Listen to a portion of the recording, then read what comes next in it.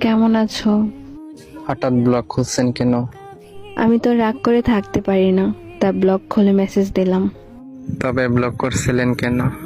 হয়তো কিছু অভিমানের জন্য। এখনো ভালোবাসা আমায়? আমার মন তো তাই বলে। আর কিছু বলে না মন? তোমাকে কাছে পেতে চাই। এটা আর সম্ভব না। কেন সম্ভব না?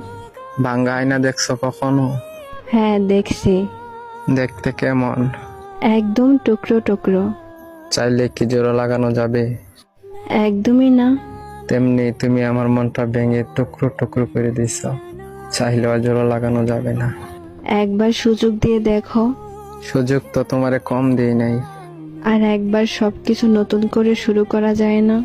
কিছু কিছু মানুষ আছে অন্যকে কষ্ট দিয়ে নিজেকে সুখে থাকার জন্য বেটার অপশন খুঁজে নেয়।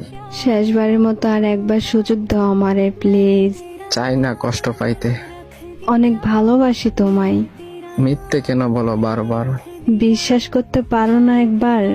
বিশ্বাস করি বলেই তো কাঁদাও বারবার। আর কাঁদাবো না কোনোদিন।